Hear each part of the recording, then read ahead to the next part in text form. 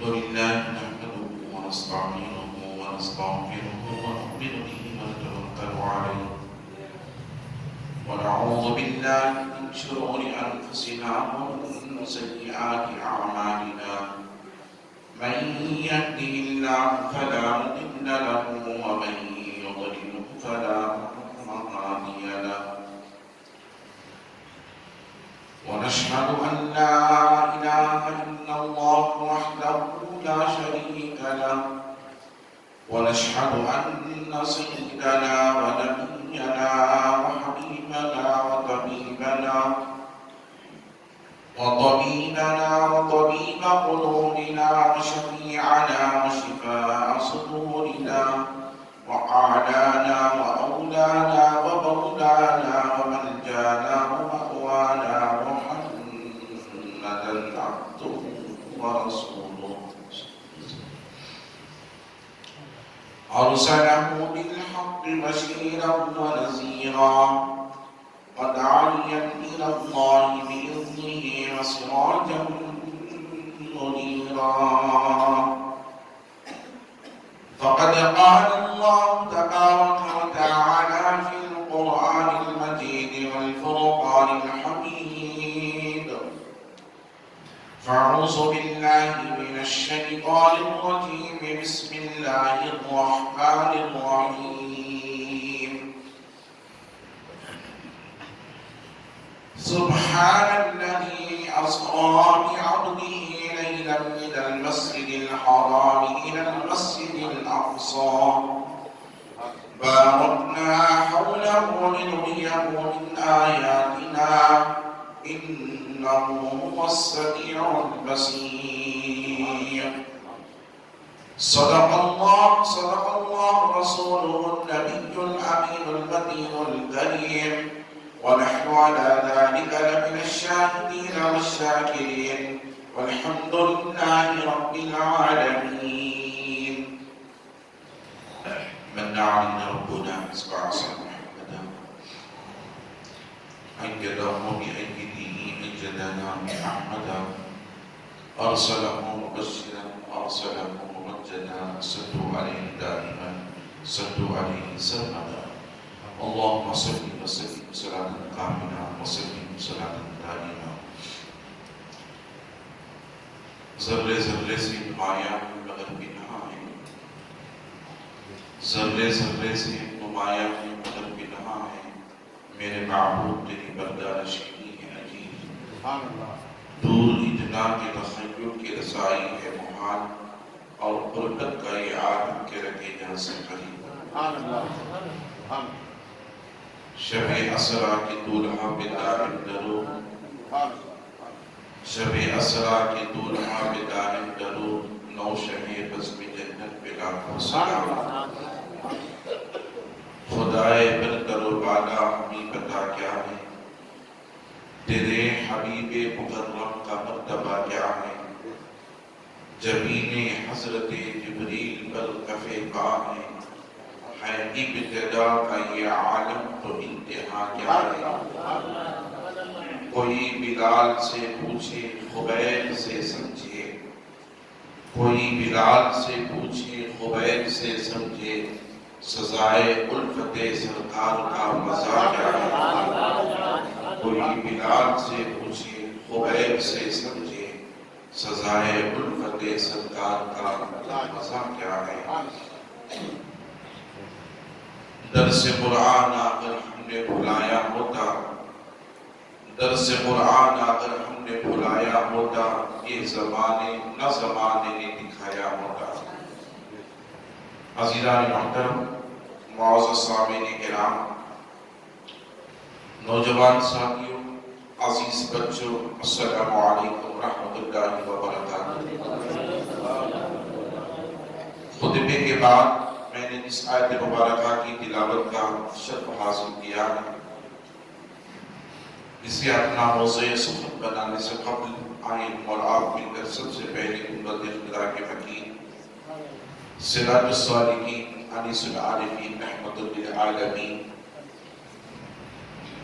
مکے کے سردار مدنی کے تاجدار دائی حلیمہ کے پیارے بے سہاروں کے سہارے نبی محترم رسول مکرم نور مجسم آفتاب رسالت آفتاب نبوت کونین کی زینت قم سار امت صاحب جود و عطا غریبوں کے آقا و مولا حضور سید عالم احمد مجتبی جناب محمد رسول اللہ صلی اللہ تعالی علیہ وسلم کی مقدس ذات بابرکات کی بارگاہ میں عقیدت محبت تحفت ہدیہ درود شریف کا نذرانہ پیش فرمائیں۔ بڑے اللہم صلی علی سیدنا محمد وعلی آل سیدنا محمد وبارک وسلم۔ صلاۃ و سلام علیکہ یا رسول اللہ، نبی اور آل نبی کی بارگاہ میں ایک مرتبہ محبت انداز میں صلی اللہ علیہ نبی کی امی وآلہ صلی اللہ علیہ وسلم۔ صلاۃ و سلام علیکہ یا نبی اللہ، رسول اور آل رسول کی بارگاہ میں ایک مرتبہ بآواز بلند اللہم صلی علی سیدنا محمد معدن الجود والکرم وعلی آلہ الکرام واصحابہ الکرام اجمعین وبارک وسلم ابدا لخمسۃ القدفی بہا حق الوباء الحاتمہ المصطفى والمرتضى وابناهما بالفاطمہ فسجل یا الہی کل ثابت بحرمت سید الابرار سید۔ اللہ تبارک و تعالی عز و جل کا بے انتہا فضل و کرم ہے جس نے ہمیں اور آپ اس کے پیارے حبیب دانائے غیوب صلی اللہ علیہ وسلم کی امت پر پیدا فرمایا اور جمعۃ المبارکہ میں شامل ہو کر اللہ اور اس کے رسول کے ذکر کی توفیق مرحمت فرمائیں۔ لاکھوں کروڑوں درود سلام اس کے آخری پیارے رسول علیہ السلام کی ذات مقدسہ پر جن کے خاطر اللہ رب العزت نے تمام کائنات کا وجود بخشا۔ عزیزان محترم، اللہ رب العزت نے قرآن مجید و فرقان حمید میں ارشاد فرمایا سبحان الذی اسری بعبده لیلا من المسجد الحرام الى المسجد الاقصى بارکنا حوله لنریہ من آیاتنا انہ هو السمیع البصیر۔ اس کا سیدھا سادہ ترجمہ یہ ہے، پاک ہے وہ ذات جو لے گئی اپنے خاص بندے کو رات کے تھوڑے سے حصے میں مسجد حرام سے مسجد اقصی تک جس کے ارد گرد برکتوں کو رکھی گئی ہیں تاکہ دکھائیں اپنے محبوب کو اللہ کی مقدس نشانیاں، بے شک وہی سننے اور دیکھنے والا ہے۔ عزیزان محترم، معراج النبی صلی اللہ علیہ وسلم کا سفر مکے سے شروع ہوتا ہے، پھر بیت المقدس تک پہنچتا ہے، پھر بیت المقدس سے شروع ہوتا ہے، سدرۃ المنتہا تک پہنچتا ہے، پھر سدرۃ المنتہا سے شروع ہوتا ہے، لامکان کی منزل پر پہنچتا ہے، پھر خدا وحدہ لا شریک کے جلوں میں پہنچ کر اور اس کی قربت اور اس کے جلووں کے نظاروں کو دیکھتی ہوئی بذات خود خالق کائنات کا دیدار کرتی ہوئی وہ ذات مقدسہ جسے سید الانبیاء کہا جاتا ہے، خاتم النبیین کہا جاتا ہے، شفیع المذنبین کہا جاتا ہے، رحمت للعالمین کہا جاتا ہے،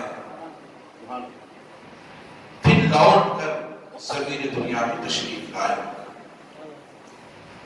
عزیزان محترم، گزشتہ جمعہ میں نے آپ حضرات کے سامنے ایک بات کہی تھی، وہ یہ کہ جب اللہ کے نبی علیہ السلام کو اللہ تبارک و تعالی عز و جل معراج کرایا تو آقا علیہ السلام کا سب کے شکل ہوا، اور اسی شب کے صدر کو بتانے کے لیے میں نے ایک بات اور کہی کہ ایک ہے شب کے صدر اور ایک ہے شب کے قمر۔ جسے آپ حضرات نے گزشتہ جمعہ کو ملاحظہ فرمایا. شق کہتے ہیں چاک کرنے کو، سینے کے پھاڑنے کو، اور صدر کہتے ہیں سینے کو. اللہ کے نبی علیہ السلام کو آپ کی پیدائش سے لے کر معراج النبی صلی اللہ علیہ وسلم کے واقعے معراج تک کل 4 مرتبہ شق صدر کیا گیا. کتنی مرتبہ؟ کل 4 مرتبہ شق صدر کیا گیا. اب میں نے بتایا کہ شق صدر کسے کہتے ہیں. سینے کو آقا علیہ السلام کے چاک کیا گیا، پھاڑا گیا، اور پھر سینے سے کچھ چیز نکالی گئی، پھر اسے باہر کر کے نور و حکمت کی چیزیں رکھ کر پھر سینے کو سی دیا گیا. اسی کا نام شق صدر ہے. عزیزان محترم، اب یہاں دیکھیں اللہ رب العزت نے شق صدر کا ذکر قرآن مجید میں بھی فرمایا ہے. سورہ علم نشرح کا اللہ رب العزت نے ذکر فرمایا ہے.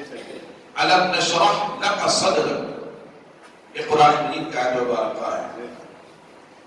عزیزان محترم، آقا علیہ السلام کو 4 مرتبہ شق صدر کیا گیا. ان 4 مرتبہ جو شق صدر ہوا، اس کی حکمت کیا تھی؟ پہلی مرتبہ جب شق صدر کیا گیا، آقا علیہ السلام کی عمر مبارکہ 3.5 سال کی تھی، اور بنو سعد کے قبیلے میں اللہ کے نبی علیہ السلام موجود تھے.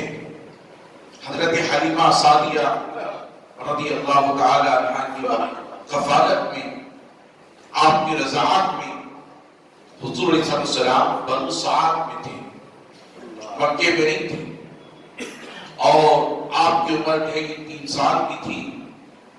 اللہ کے نبی علیہ السلام فرماتے ہیں، حدیث پاک میں آتا ہے، حضور علیہ السلام کو پہلی مرتبہ جب شق صدر کیا گیا تو حضرت حلیمہ سعدیہ کے دیگر بچے جو خود ان کے ذاتی بچے تھے، آقا علیہ السلام اپنے رضاعی بھائی اور بہنوں کے ساتھ چراگاہ میں تشریف لے گئے.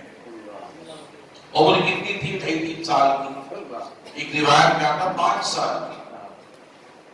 چراگاہ میں تشریف لے گئے اور اپنے رضاعی بھائی بہنوں کے ساتھ وہاں موجود تھے. اتنے میں فرشتے تشریف لائے، سفید لباس اوڑھے ہوئے، اور اللہ کے نبی علیہ السلام انہوں نے پکڑا اور آقا علیہ السلام کو زمین کے بل لٹا دیے. پھر لٹانے کے بعد اللہ کے نبی علیہ السلام کا سینہ چاک کیا گیا، اور سینہ چاک کر کے اندر سے، دل کے اندر سے، سینے کے اندر سے کچھ نکالا گیا. پھر اللہ کے نبی صلی اللہ علیہ وسلم کے سینے کو آب زمزم سے دھویا گیا. پھر سینے کو قلب نکال کر آپ اندازہ کریں، حضور صلی اللہ علیہ وسلم کا قلب اطہر حضرت جبرائیل علیہ السلام فرشتے سینہ نکال کر پھر سینے کے اندر سے قلب کو نکال کر آپ کے قلب کو صاف کیا گیا، پھر رکھا گیا، پھر سی دیا گیا. اس کی حکمت کیا تھی؟ اس کی حکمت یہ تھی کہ بچپن میں بشریت ہونے کے ناطے اور انسان ہونے کے ناطے بچپن میں جو کھیل کود کے عادت و اطوار ہوتے ہیں اور بچپن کے جو تماشے ہوتے ہیں، اللہ رب العزت کی غیرت کو یہ بھی گوارا نہیں ہوا کہ میرا محبوب بچپن میں دیگر بچوں کی طرح کھیل کود کرے اور تماشا کرے. اللہ رب العزت کی غیرت کو بھی گوارا نہیں ہوا. اس لیے بچپن میں جو کھیل کود کی عادت و اطوار ہوتے ہیں، ان سے بری کرنے کے لیے، ان سے بچانے کے لیے اللہ رب العزت نے بچپن ہی میں آپ کے قلب کو ان عادت و اطوار سے صاف کر دیا ہے۔ پھر دوسری مرتبہ آپ جوانی کے آنے میں تشریف لائے، نوجوان تھے، آقا علیہ السلام کی عمر مبارکہ لڑکپن کی تھی، اور اس وقت جوانی کا دہلیز پر جب قدم رکھا جاتا ہے تو ایک ہوتا ہے وقت نوجوانی کا، ایک ہوتا ہے جوانی کا۔ انسان جیسی نوجوانی کی دہلیز پر قدم رکھتا ہے تو اسے دنیا کے خواہشات دل میں اجاگر ہوتے ہیں، ذہن میں پائے جاتے ہیں۔ دنیا کے نظاروں کو دیکھ کر اللہ رب العزت کی غیرت کو یہ بھی گوارا نہیں ہوا کہ بشریت اور انسان ہونے کے ناطے میرے محبوب کی عمر مبارکہ جب نوجوانی کی دہلیز پر قدم رکھے تو دنیا کے خواہشات، دنیا کے خیالات میرے محبوب کے دل میں پیدا ہو۔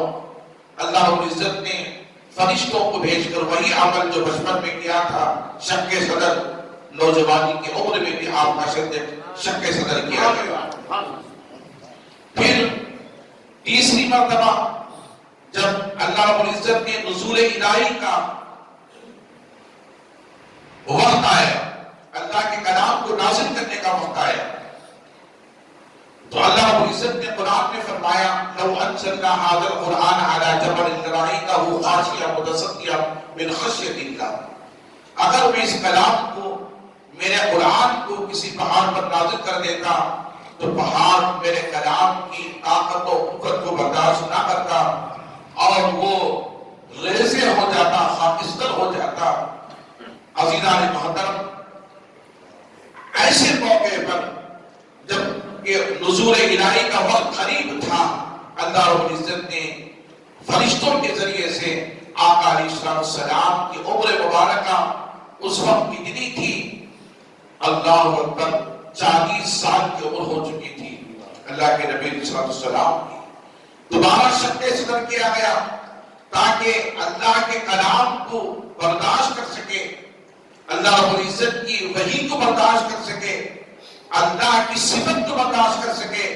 عزیزان محترم، جو کلام اللہ کا پہاڑ پر نازل کیا جاتا تو پہاڑ برداشت نہ کرتا اور وہ ریزے ہو جاتا، اللہ کی کلام کی بلاغت و قوت و طاقت کو برداشت نہ کرتا، اور اللہ رب العزت نے ایسے کلام کو، اپنی صفت کو محبوب کے قلب اطہر پر نازل کرنا چاہتا تھا، اور اللہ جانتا تھا کہ میرا کلام جو پہاڑ برداشت نہیں کر سکتا، ایسے کلام کو میں انسانی بشریت کے لبادے میں نے جس محبوب کو بھیجا ہے اور اس کے قلب اطہر کیسا برداشت کرے۔ اس لیے اللہ رب العزت نے فرشتوں کے ذریعے سے دوبارہ تیسری مرتبہ شق کیا گیا، سینے کو چاک کیا گیا، پھر سینے کو سی دیا گیا۔ عزیزان محترم، آپ اندازہ کریں اتنا کچھ کرنے کے باوجود بھی جب پہلی مرتبہ غار حرا کی طرف قرآن نازل ہوا، حضرت جبرائیل تشریف لائے، تفسیر میں جانا نہیں چاہتا، اور پہلی مرتبہ جب کلام اترا اور سورہ علق کی آیتیں نازل ہوئی، اقرأ بسم ربک الذی خلق خلق الانسان من علق اقرأ وربک الاکرم الذی علم بالقلم، جب آیتیں نازل ہوئی اللہ کے نبی علیہ السلام غار حرا چھوڑے، حضور علیہ السلام کے بدن پر ٹھنڈک سے محسوس ہو گئی اور آپ کا جسم کانپنے لگا، اور فوراً غار حرا چھوڑے۔ غار حرا چھوڑنے کے بعد اپنے گھر تشریف لائے، خدیجہ الکبریٰ سے کہ پاس آئے، آنے کے بعد کہا زبیلونی، حضور دیکھ گئے، خدیجہ سے فرمایا اے خدیجہ جلدی مجھے چادر اڑاؤ، جلدی مجھے چادر اڑاؤ۔ آپ بتانا کریں اللہ کے نبی علیہ السلام کو اللہ کے نبی آرام فرما رہے اور فرما رہے کہ مجھے چادر اڑاؤ، مجھے ٹھنڈ ہو رہی ہے اور میرا جسم کانپ رہا ہے۔ آپ اندازہ کریں یہ بشریت کا لبادہ تھا، اس بشریت کے لبادے پر اللہ نے براہ راست حضرت جبرائیل امین کے ذریعے سے حضور کے قلب اطہر پر قرآن کا رسول فرمایا تھا اقرا بسم ربک الذی خلق خلق الانسان من علق۔ عزیزان محترم کے کلام جب نازل ہوا اللہ کے نبی صلی اللہ علیہ وسلم کا جسم اطہر کانپنے لگا، تھر تھرانے لگا، حضور کو ٹھنڈ محسوس ہوئی۔ حضور نے فرمایا زمبلونی زمبلونی، اے خدیجہ مجھے جلدی چادر اڑاؤ، جلدی چادر اڑاؤ۔ عزیزان محترم آپ اندازہ کریں شک صدر کرنے کے باوجود بھی حضور کا جسم اطہر کانپنے لگے اور جو آپ کو ٹھنڈ ہونے لگے۔ اگر شک صدر نہ کیا جاتا بشریت کا وعدے پر، آپ اندازہ کریں وہ کلام جس کلام کو اللہ نے فرمایا لو انزلنا هذا القرآن على جبل لرأيته خاشعا متصدعا من خشیۃ اللہ۔ اللہ پر فرماتا ہے اگر اس قرآن کو میں پہاڑ پر نازل کرتا تو میرے قرآن کی خشیت کو برداشت نہ کرتا اور وہ پہاڑ ریزے ریزے ہو جاتا۔ آپ اندازہ کریں اس کے باوجود بھی اللہ کے حبیب صلی اللہ علیہ وسلم کا قلب اطہر ایسا کلام اس مصطفیٰ جان رحمت کے قلب اطہر پر نازل کیا گیا۔ دیکھیں حضور نے اللہ کے کلام کی بلاغت کو اور اس کی خشیت کو اپنے سینے پر برداشت کیا، اپنے سینے پر برداشت کیا۔ اللہ جو کلام پہاڑ پر نازل ہوتا پہاڑ برداشت نہ کرتا، تو اللہ جانتا تھا کہ میرے محبوب کے قلب اطہر پر میں سارا قرآن اتاروں گا اور میرے محبوب کا قلب اطہر اس قابل ہو جائے، اس قابل ہو جائے کہ پہاڑ سے زیادہ سخت ہو جائے، پہاڑ سے زیادہ سخت ہو جائے، طاقتور ہو جائے، پھر میں میرے محبوب کے قلب اطہر پر کلام کو نازل کروں، کلام کو نازل کروں۔ عزیزان محترم کو کلام سارا حضور کے قلب اطہر پر نازل ہوا۔ پھر چوتھی مرتبہ اللہ رب العزت نے حضور کا سینہ چاک کیا، شق صدر کیا، تو معراج کی رات کا واقعہ تھا، معراج کے وقت تھا۔ عزیزان محترم اس کی وجہ کیا تھی؟ معراج کے وقت شق صدر کرنے کی وجہ کیا تھی؟ علماء نے، صوفیہ نے، اہل اللہ نے، محدثین نے اس کی وضاحت فرمائی۔ فرماتے ہیں کہ اللہ کے حبیب علیہ السلام کو زمین دنیا سے آسمان دنیا پر جانا تھا، پھر آسمان دنیا سے سدرۃ المنتہا پہنچنا تھا، پھر وہاں سے لامقام پہنچنا تھا، رب کی بارگاہ پہنچ کر کے بھی عین ہی اپنے وعدے کی آنکھوں سے رب کا دیدار کرنا تھا، رب کا دیدار کرنا تھا۔ یہ بھی انسان اور بشر کی طاقت کے باہر کی بات تھی۔ عزیزان محترم موسیٰ علیہ السلام بھی تو انسان تھے، بشر تھے، وہ بھی تو پیغمبر تھے، جلیل القدر پیغمبر، اولو العزم پیغمبر حضرت موسیٰ علیہ السلام۔ حضرت موسیٰ علیہ السلام کوہ طور پر گئے، جانے کے بعد کہا انظر ماذا ترى، اے اللہ میں تجھے دیکھنا چاہتا ہوں، میں تجھے دیکھنا چاہتا ہوں، تو مجھے نظر آ۔ تو رب نے فرمایا لن ترانی، موسیٰ تو مجھے دیکھ نہیں سکتا، موسیٰ تو مجھے دیکھ نہیں سکتا۔ عزیزان محترم حضرت موسیٰ علیہ السلام پیغمبر ہیں، جلیل القدر پیغمبر ہیں اور اولو العزم پیغمبر ہیں، جن پر اللہ نے اس ساری کتاب کو نازل فرمایا تھا، کتاب تورات۔ موسیٰ علیہ السلام 1,24,000 انبیاء میں 4 ہی پیغمبر ایسے ہیں جن کو اللہ نے ایک کتاب کے طور پر پوری مکمل شریعت کے طور پر نازل فرمائی تھی۔ ایک موسیٰ پیغمبر ہیں، ایک عیسیٰ پیغمبر ہیں، ایک داؤد پیغمبر ہیں، ایک ہمارے اور آپ کے پیارے آقا جناب محمد رسول اللہ صلی اللہ علیہ وسلم۔ ان 4 پیغمبر ایسے جن کو اللہ نے ایک ضابط پورا مکمل ضابط عطا کیا تھا، کتاب کی پوری شکل میں اللہ نے قرآن الہی نازل فرمایا تھا۔ حضرت موسیٰ علیہ السلام بھی وہ پیغمبر تھے جن کو اللہ نے کتاب تورات عطا کی تھی، وہ جلیل القدر پیغمبر تھے اور انہوں نے اللہ کی بارگاہ میں کہا مولا میں تجھے دیکھنا چاہتا ہوں، انظر ماذا ترى، تو مجھے نظر آ، میں تجھے دیکھنا چاہتا ہوں، انی ارا، میں تجھے دیکھنا چاہتا ہوں، انظر ماذا ترى، تو مجھے نظر آ۔ رب کی طرف سے جواب ہے ترانی، اے موسیٰ تو مجھے دیکھ نہیں سکتا، جب حضرت موسیٰ علیہ السلام نے اسراء میں اسرار کیا تو اللہ نے فرمایا اے موسیٰ پیغمبر اگر تو مجھے دیکھنا چاہتا ہے تو کوہ طور پر آ، اور کوہ طور پر تو مجھے دیکھنے سے پہلے ذات الہی کے تجلیات کو نہیں بلکہ ذات الہی کے صفات کے تجلیات کو پہلے تو دیکھ، اور اگر میری صفت کی تجلی کو تو دیکھے گا تیرے اندر برداشت کرنے کی طاقت و قوت آ جائے گی تو بعد میں تجھے نظر آ ذات الہی کی تجلیات کو نہیں بلکہ خدا کی صفت کی، خدا کی ایک صفت کی، خدا کی ایک صفت کی تجلی کو اگر موسیٰ پیغمبر دیکھتے اور برداشت کر لیتے تو اس کے بعد رب نے فرمایا ہے موسیٰ پیغمبر اگر تو میری صفت کی تجلی کو برداشت کر لے تو بعد میں دیکھا جائے گا۔ عزیزان محترم، حضرت موسیٰ علیہ السلام کو کوہ طور پر بلایا گیا۔ حضرت موسیٰ علیہ السلام کوہ طور پر گئے اور اللہ رب العزت نے اپنی صفت کی تجلی کو کوہ طور پر ظاہر کیا تو سارا پہاڑ جل کر خاک ہو گیا۔ حضرت موسیٰ علیہ السلام نے اس تجلی کے عکس کو دیکھا، اس تجلی کے عکس کو، وہ تجلی کے عکس جو ہے منعکس ہو کر حضرت موسیٰ علیہ السلام کے چہرے پر آئے۔ خدا کی صفت کے تجلی کا عکس پہاڑ پر اترا، موسیٰ علیہ السلام پر نہیں، کہاں اترا؟ پہاڑ پر اترا، موسیٰ علیہ السلام پر نہیں۔ اللہ نے پہاڑ پر نازل کیا اپنی تجلی کے عکس کو، اپنی صفت کی تجلی کو، اور اس صفت کی تجلی کو اللہ نے جو پہاڑ کوہ طور پر نازل کیا، ظاہر کیا، تو وہ خدا کی صفت کی تجلی کا عکس منعکس ہو کر حضرت موسیٰ کے چہرے پر آیا، حضرت موسیٰ علیہ السلام کے چہرے پر آیا۔ قرآن کہتا ہے فصعق موسیٰ، حضرت موسیٰ علیہ السلام بے ہوش ہو گئے اور زمین پر تشریف لائے۔ آپ کے ہوش اڑ گئے، بے ہوش ہو گئے۔ فصعق موسیٰ، قرآن کہتا ہے کہ میرا پیغمبر موسیٰ بے ہوش ہو گیا۔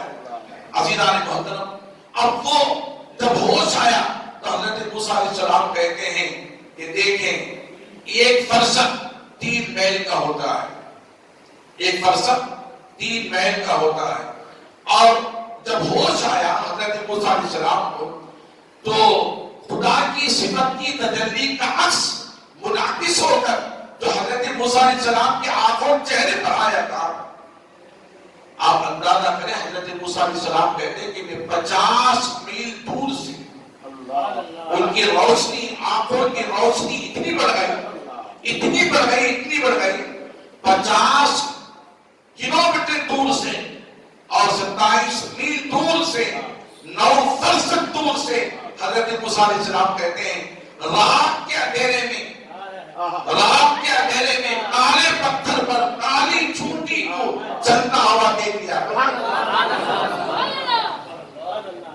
آپ اندازہ کریں رات کے اندھیرے میں کالے پتھر پر کالی چونٹی کے چلنے کو میں دیکھ، اس چونٹی کو دیکھا کرتا تھا اور اس کی آواز کو بھی میں سنا کرتا تھا۔ آپ اندازہ کریں حضرت موسیٰ علیہ السلام اللہ کی ذات کو نہیں دیکھا، اللہ کی صفت کی تجلی ڈائریکٹ موسیٰ پیغمبر پر نہیں اتاری گئی، پہاڑ پر اتاری گئی۔ اللہ کے نبی تھے، پیغمبر تھے، حضور بھی اللہ کے نبی پیغمبر ہیں، یہ بھی بشر ہے وہ بھی بشر ہے، یہ بھی رسول ہے وہ بھی رسول ہے، یہ بھی پیغمبر ہے وہ بھی پیغمبر ہے۔ اللہ غنی، آپ اندازہ کریں رب جانتا تھا کہ بشریت کے لباس میں مجھے دیکھنا یہ بڑا عجیب تر ہوگا اور مشکل کام ہوگا، اس لیے اللہ رب العزت نے حضور کا سینہ فرشتوں کے ذریعے سے چاک کر کے آقا علیہ السلام ارشاد فرماتے ہیں پھر نور و حکمت کی چیزیں میرے سینے میں رکھی گئی، پھر میرا سینہ چاک کر کے پھر سی دیا گیا۔ یہ 4تھی مرتبہ تھا معراج کی رات میں۔ اب دیکھیں آقا علیہ السلام جو ہیں معراج کی رات شق صدر کے بعد حضور نے 2 رکعت نماز ادا کی، 2 رکعت خانہ کعبہ کے پاس نماز ادا کی۔ پھر اس کے بعد حضرت جبرائیل علیہ السلام نے حضور علیہ السلام کو بغداد سواری کی، یا رسول اللہ اس بغداد پر آپ سوار ہو جائیں۔ واقعہ بڑا طویل ہے، میں تیزی سے بڑھتا ہوا آپ حضرات کو بتانا چاہتا ہوں۔ پھر حضور اس بغداد پر سوار ہو کر کے حضرت جبرائیل علیہ السلام کوہ طور پر لے گئے۔ کہا یا رسول اللہ یہ کوہ طور ہے جہاں حضرت موسیٰ پیغمبر کو اللہ کلام نازل کیا کرتا تھا، کلام کیا کرتا تھا، یہاں 2 رکعت نماز پڑھی۔ حضور نے وہاں 2 رکعت نماز ادا کی۔ پھر حضرت جبرائیل علیہ السلام وہاں سے لے کر بغداد پر سوار کر کے اس سرشت و شاداب زمین پر لے گئے جسے مدینہ المنورہ کہا جاتا ہے۔ کھجور کے درخت تھے، سرشت و شاداب تھے۔ کہا یا رسول اللہ یہ وہ زمین ہے جہاں آپ مکے سے نکل کر اس زمین پر تشریف لائیں گے اور یہاں آپ کی قیام گاہ ہوگی۔ یا رسول اللہ یہاں 2 رکعت نماز ادا فرمائے۔ حضور نے وہاں 2 رکعت نماز ادا فرمائے۔ پھر حضرت جبرائیل علیہ السلام حضور کو لے کر بغداد پر سوار کرتے ہوئے حضرت موسیٰ علیہ السلام کے مزار سے لیتے ہوئے کہاں پہنچے؟ بیت المقدس پہنچے۔ پھر وہاں بھی 2 رکعت نماز ادا کی گئی۔ حضور سید الانبیاء، تمام نبیوں کے سردار امام بنے اور سارے انبیاء مقتدی بنے، اور حضور نے وہاں 2 رکعت نماز ادا فرمائی۔ حضرت آدم علیہ السلام سے لے کر حضرت عیسیٰ علیہ السلام تک سارے پیغمبران صاحب مسجد اقصی میں موجود تھے۔ سب نے حضور علیہ السلام کا انتظار کر رہے تھے۔ جب حضور پہنچے مسجد اقصی کو سارے پیغمبر جمع ہوئے۔ حضرت آدم علیہ السلام تشریف لائے، حضرت نوح پیغمبر تشریف لائے، حضرت ابراہیم پیغمبر تشریف لائے، اور مسجد اقصی کی دہلیز پر کھڑے ہو کر کے حضور کا استقبال کرتے ہوئے جیسے حضور مسجد اقصی کی دہلیز پر قدم رکھے، سب نے کہا السلام علیکہ یا اول، السلام علیکہ یا آخر، السلام علیکہ یا حاشر۔ حضور کو سلام کا نذرانہ پیش فرمایا پیغمبروں نے۔ حضور تشریف لے گئے مسجد اقصی کے اندر۔ پھر وہاں پر جو ہے حضرت جبرائیل علیہ السلام نے اقامت کہی، حضور علیہ السلام نے 2 رکعت نماز ادا کی۔ سارے پیغمبر پیچھے کھڑے ہو کر کے نماز ادا کیے۔ پھر اللہ کے نبی صلی اللہ علیہ وسلم نے خطاب فرمایا، پیغمبروں نے خطاب فرمایا۔ پھر وہاں سے نکل کر آقا علیہ السلام اسی بنیاد پر پہلے آسمان پر پہنچے، دوسرے آسمان پر پہنچے، تیسرے آسمان پر پہنچے، چوتھے پر، 5ویں پر، 6ویں پر، 7ویں پر پہنچے، پھر سدرۃ المنتہا پہنچے۔ جب فرشتوں نے اس منظر کو دیکھا، سارے انبیاء جمع ہیں، سارے انبیاء جمع ہیں، تو فرشتوں نے اللہ کی بارگاہ میں عرض کی، مولا تو ہمیں یہ ایسا موقع عطا فرما جو موقع تو نے ان پیغمبروں کو دیا، ان پیغمبروں کو دیا ہے۔ پہلے آسمان کے فرشتے، دوسرے آسمان کے فرشتے، تیسرے آسمان کے فرشتے اس سارے منظر کو ملاحظہ کر رہے تھے، فرما رہے تھے، اور فرشتوں نے خدا کی بارگاہ میں عرض کی، مولا جس طرح سے تیرے محبوب کی زیارت، تیرے محبوب کی زیارت کا شرف انبیاء کو تو نے بیت المقدس میں عطا فرمایا، آدم علیہ السلام سے لے کر عیسیٰ علیہ السلام تک سارے پیغمبران اسلام بیت المقدس میں موجود تھے، اور سب کو تو نے محبوب کی زیارت کروائی اور محبوب سے ملاقات کروائی، محبوب کا دیدار کروایا۔ اے اللہ ہم نے کیا کیا تھا؟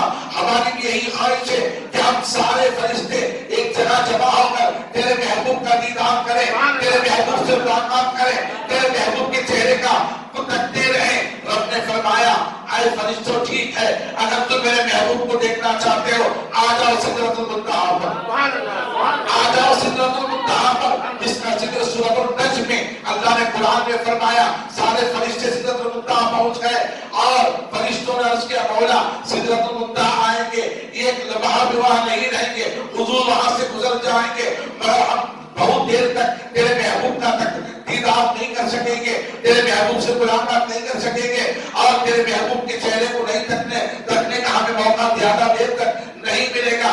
تو میرے رب نے فرمایا اے فرشتوں ہاں ہاں ٹھیک ہے، اگر ایسا ہے تو میرے محبوب کی سواری کی تبدیل کروں گا، میرے محبوب کی سواری کی تبدیل کروں گا، میرا محبوب وہاں کی سواری وہاں سے تبدیل ہو جائے گی، بدل جائے گی۔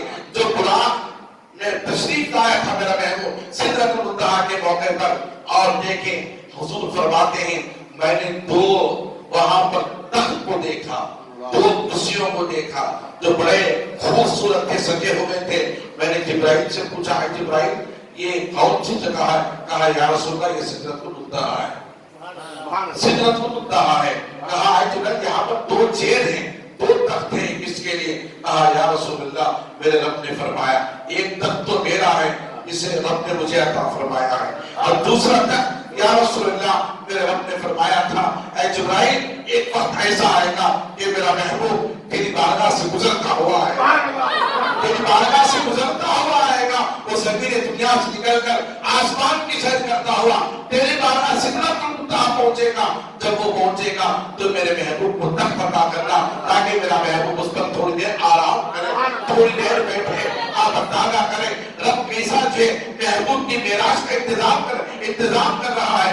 حضرت جبرائیل علیہ السلام کہتے ہیں یا رسول اللہ ایک تخت آپ کا ہے ایک تخت میرا ہے. پھر حضرت فرشتے عرض کرتے ہیں مولا تو ہمیں دیر تک تیرے محبوب کی زیارت کا موقع عطا فرما. رب فرماتا ہے میرے محبوب کی سواری کا انتظام کروں گا، میرے محبوب کے بیٹھنے کا انتظام کروں گا. جب تک میرا محبوب وہاں بیٹھا رہے گا سواری میں دوسری سواری اس کی تبدیل نہیں ہوگی تب تک اے فرشتوں میرے محبوب کی زیارت کرتے رہنا، میرے محبوب سے ملاقات کرتے رہنا، میرے محبوب کا دیدار کرتے رہنا. آپ اندازہ کریں سارے فرشتے محبوب کی زیارت میں لگے ہوئے ہیں، محبوب سے ملاقات میں لگے ہوئے ہیں، محبوب کا دیدار کر رہے ہیں. آپ اندازہ کریں اللہ کے نبی تخت پر تشریف فرما ہے سدرۃ المنتہا کی منزل پر. پھر اللہ کے حکم سے ایک رف آتا ہے. کیا آتا ہے؟ رف آتا ہے. دوسری سواری تبدیل ہو جاتی ہے. حضور فرماتے ہیں اب دیکھیں سدرۃ المنتہا یہ آخری دنیا کی آخری منزل ہے. یہ بھی دنیا ہے، سدرۃ المنتہا بھی دنیا ہے، مخلوق ہے اللہ کی. پھر وہاں سے حضور صلی اللہ علیہ وسلم کو آگے جانا تھا. کہاں جانا تھا؟ لامکان جانا تھا. حضور فرماتے کہ بسم اللہ میں نے چھوڑا، میری سواری تبدیل کر دی گئی، براق کو ہٹا دیا گیا، رف میں مجھے بٹھایا گیا، رف میں مجھے بٹھایا گیا اور میں کنے تنہا یکتا اس بارگاہ خداوندی تک پہنچا. اللہ رب العزت کی بارگاہ تک. اللہ اکبر. حضور فرماتے ہیں 70,000 بندوں کو میں نے طے کیا. کتنے؟ 70,000. بولے سدرۃ المنتہا سے لے کر خدا کی بارگاہ میں پہنچنے تک، لامکان میں پہنچنے تک، اللہ کے حضور پہنچنے تک 70,000 حجابات کو میں نے طے کیا. اور ہر حجاب کہتے پڑھتے کو 70,000 حجابات میں نے طے کیے. حضور فرماتے ہیں ہر حجاب 50,000 سال کی مسافت کا مقدار. حضور فرماتے کہ میں ان 70,000 پردوں کو طے کرتا ہوا، حجاب کو طے کرتا ہوا رب کی بارگاہ میں پہنچا تو آواز آنے لگی ادنو بنتی ادنو بنتی ادنو بنتی. پھر وہاں جب خدائے وحدہ لا شریک کے قریب پہنچا وہ رفت بھی بدل دیا گیا، وہ رفت بھی بدل دیا گیا. عالم ناسوت جہاں انبیاء کی امامت کی مصطفیٰ جان رحمت نے بشریت کی معراج کی. پھر وہاں سے نکلے اللہ کے حبیب علیہ السلام عالم ناسوت سے نکل کر عالم ملکوت پہنچے. پھر عالم ملکوت کا بھی وہاں سے نکل کر کے حضور صلی اللہ علیہ وسلم عالم جبروت پہنچے. پھر عالم جبروت پہنچ کر کے اللہ کے نبی صلی اللہ علیہ وسلم عالم لاہوت پہنچے. عالم لاہوت کہاں تک؟ خدا کی بارگاہ میں پہنچنے کے وقت قریب تھا، عالم لاہوت تھا. پھر حضور صلی اللہ علیہ وسلم کی سواری رفرت میں تھی. پھر اللہ کے حبیب علیہ السلام کی سواری تبدیل کر دی گئی. ایک نور کا حالہ حضور کو پیش کیا گیا، نور کا حالہ حضور کو پیش کیا گیا. پھر اس سواری پر سے نور کے حالے کے سواری پر سوار ہو کر مصطفیٰ تشریف لے گئے. اللہ غنی مصطفیٰ تشریف لے گئے. وہ منزل کون سی تھی جہاں خدا کی بارگاہ میں پہنچے؟ وہ عالم ہاہوت تھا. اللہ غنی عالم ہاہوت تھا. لامکان کی منزل پر پہنچے، خدا کی بارگاہ میں پہنچے. آواز آ رہی تھی ادنو بنتی ادنو بنتی. میں پوچھنا چاہتا ہوں موسیٰ پیغمبر نے کوہ طور پر کھڑے ہو کر ایک سوال کیا تھا ربی ارنی ربی ارنی، اے رب میں تجھے دیکھنا چاہتا ہوں. انظر ماذا ترا، تو مجھے نظر آ. نوجوانوں اپنے عقائد کو میں درست کرنے کی کوشش کرو اور حضور کے مقام کو پہچاننے کی کوشش کرو. موسیٰ بھی پیغمبر ہیں، ہمارے رسول بھی پیغمبر ہیں، وہ بھی نبی ہیں، یہ بھی نبی ہیں، ان پر بھی اللہ کا کلام اترا، ان پر بھی اللہ کا کلام اترا، مگر وہ کلیم تھے، یہ حبیب ہیں۔ عزیزان محترم، حضرت موسیٰ علیہ السلام نے کہا تھا ربی ارنی، مولا مجھے دیکھنا چاہتا ہوں، انظر ماذا ترى، جواب آیا لن ترانی، تو موسیٰ تو مجھے دیکھ نہیں سکتا، موسیٰ تو مجھے دیکھ نہیں سکتا۔ وہاں ربی ارنی کی ترانے اور یہاں اطلب منی کی صدائیں، وہاں ربی ارنی کی ترانے، یہاں اطلب منی کی صدائیں۔ آپ اندازہ کریں، وہاں لن ترانی اور یہاں اطلب منی، قریبا قریبا، محبوب صرف فرمایا محبوب قریبا، جلدی آ جلدی آ۔ اور وہاں حضرت موسیٰ پیغمبر اشتیاق رکھتے ہیں خدا کے دیدار کے کرنے کا، اور یہاں رب فرماتا ہے ان اللہ تاق لقائی کا، اے محبوب تیرا رب خود تیرے دیدار کا مشتاق ہے۔ ادھر بھی قریب آتا جا، قریب آتا جا۔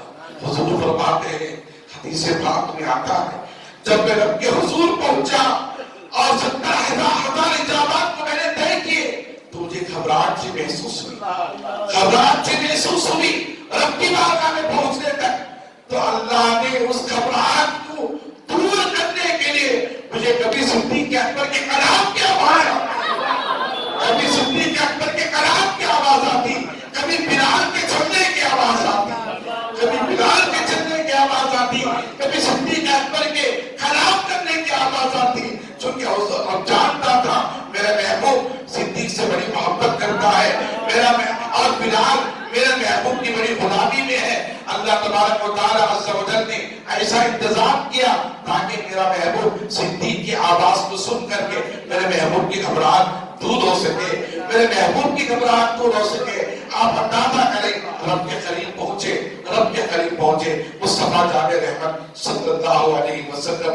رب نے پوچھا اور کہا، رب نے پوچھا اے محبوب تو اتنی دور سے میری بارگاہ میں آیا ہے؟ قرآن مجید کہتا ہے ثم دنا فتدلى فقاب قوسين او ادنى۔ قرآن میں اب لوگ کہتے ہیں محبوب گئے تو کتنی دور گئے، رب کے کتنے قریب گئے، کیا زیادہ قریب گئے یا دور سے دیکھ لیا؟ زیادہ قریب گئے یا قریب جا کر کے رب کو دیکھا؟ اللہ نے اس کی بھی وضاحت فرما دی۔ اے میرے بندہ تم کیا سوچتے ہو؟ تمہاری سوچ سے زیادہ میرے محبوب اعلیٰ ہے، تمہاری سوچ سے زیادہ میرے محبوب اعلیٰ ہے۔ اللہ نے فرمایا تم یہ سوچتے ہو، آؤ میں تمہیں بتاؤں، سما کرا فتدلى فقاب قوسين او ادنى، سما کرا وہ میرے قریب آیا، اتنا قریب آیا، فقاب قوسين او ادنى، دو کمان کا فاصلہ رہ گیا، دو کمان کا فاصلہ رہ گیا۔ اور اللہ اکبر، پھر عرب فرماتا ہے ثم دنا فتدلى، اللہ، اور ایک ہوتا سما کرا، ایک ہوتا فتدلى، اللہ فرماتا ہے اتنا قریب آ گیا میرا محبوب، اتنا قریب آ گیا کہ میرے محبوب کے دونوں کندھوں کے بیچ میں میں نے اپنی ید قدرت کو رکھا۔ حضور فرماتے ہیں میرے رب نے اپنے ید قدرت کو، چونکہ خدا ہاتھوں سے پاک ہے، اس لیے رب کی شان کو برقرار رکھتے ہوئے علماء اہل سنت، بزرگان دین اور صوفیاء کرام اہل اللہ محدثین نے بڑا بہترین لفظ استعمال فرمایا، ید قدرت کو رکھا۔ رب نے اپنی ید قدرت کو جو ہے حضور کے دونوں شانوں کے بیچ میں رکھا، دونوں ید قدرت کو رکھا۔ حضور فرماتے ہیں جیسے رب نے میرے پشت کے دونوں شانوں کے بیچ میں اپنی ید قدرت کو رکھا تو میرے پورے بدن میں ٹھنڈک محسوس ہوئی، سارے بدن میں ٹھنڈک محسوس ہوئی، اللہ، سارے بدن میں ٹھنڈک محسوس، ایسی ٹھنڈک محسوس ہوئی۔ اللہ میرے محبوب فرماتے ہیں اللہ غنی، وقت کا تقاضا ہے ورنہ اس کی وضاحت فرماتا۔ عزیزان محترم، میں آپ حضرات سے عرض کرتا چلوں کہ منگل کے دن شب برات ہے اور ہر سال کی طرح اس سال بھی ہمارے یہاں مکہ مسجد میں شب برات کا انتظام کیا گیا ہے۔ 9 بجے آزاد ہوگی اور 9:30 بجے جماعت ہوگی۔ میں آپ سے التماس کرتا ہوں، گزارش کرتا ہوں کہ وقت پر پہنچے، اپنے اپنے گھروں سے وضو بنا کر تشریف لائیں۔ مسجد میں بھی انتظام رہتا ہے مگر یاد رکھنے بھیڑ اتنی ہوتی ہے کہ لوگ جو ہے وضو خانوں کے پاس اتنے زیادہ ہوتے ہیں، اتنی بھیڑ ہوتی ہے کہ 1 رکعت 2 رکعت عشاء کی نماز نکل جاتی ہے۔ اس لیے اپنے گھروں سے بنا کر آدھا گھنٹہ پہلے مسجد میں تشریف لائیں اور اس رات میں اللہ کو پانے کی کوشش کریں جو حضور کی سنت مبارکہ ہے شب معراج کو، اور شب برات کو اللہ کے حضور ہمیں حاضر ہونا ہے، اور رات میں اللہ کے حضور حاضر ہو کر اپنے گناہوں کی معافی و تلافی کرنی ہے۔ پھر دوسرے دن روزہ رہنا ہے، دوسرے دن روزہ رہنا ہے، بدھ کے دن کا روزہ ہمیں رہنا ہے، مغرب کی رات میں اللہ کی عبادت کرنی ہے۔ آئیں گے نا انشاءاللہ تعالیٰ، وقت پر پہنچیں گے نا انشاءاللہ تعالیٰ۔ آپ حضرات اپنے گھروں سے حضور کے ساتھ تشریف لائیں، یہاں پر کے بھیڑ پر کھڑے ہو کر کے اپنی نماز کو ضائع نہ کریں، 1 رکعت 2 رکعت۔ کبھی کبھی ایسا بھی ہوتا ہے کہ لوگ عشاء کی نماز مکمل ختم ہونے کے بعد تشریف لاتے ہیں، ایسا بھی میں نے دیکھا ہے۔ ایسا نہ کریں، بلکہ وقت کا خیال کرتے ہوئے اللہ کے گھر کو پہنچے، گھر کو پہنچ کر کے اللہ کی بندگی بجانے کی کوشش کریں، رات کو خدائے وحدہ لا شریک کی رضا حاصل کرنے کی کوشش کریں۔ میں یہاں اس واقعے کو چھوڑ رہا ہوں، خدائے وحدہ لا شریک کی بارگاہ میں مصطفیٰ جان رحمت پہنچے اور اللہ رب العزت کے قریب پہنچ کر کے اللہ سے کلام فرمایا۔ وہ کلام کیا تھا، اور اللہ کے حضور رب نے رب کی بارگاہ میں مصطفیٰ جان رحمت صلی اللہ علیہ وسلم نے کیا کلام فرمایا، رب نے مصطفیٰ سے کیا کلام فرمایا معراج کی رات۔ انشاءاللہ تعالیٰ آئندہ جمعہ حضرات سماعت کریں گے۔ پہلے کہے اللہ تعالیٰ مجھے اور آپ کو نیکی کی توفیق عطا فرمائے، قرآن مجید احادیث کریمہ کی تعلیمات پر ہمیں عمل کی توفیق عطا فرمائے، اور اللہ ہمیں پنجگانہ نماز کو جماعت کے ساتھ ادا کرتے ہوئے ہر نماز کو وقت پر ادا کرنے کی توفیق عطا فرمائے۔ وآخر دعوانا الحمدللہ رب العالمین۔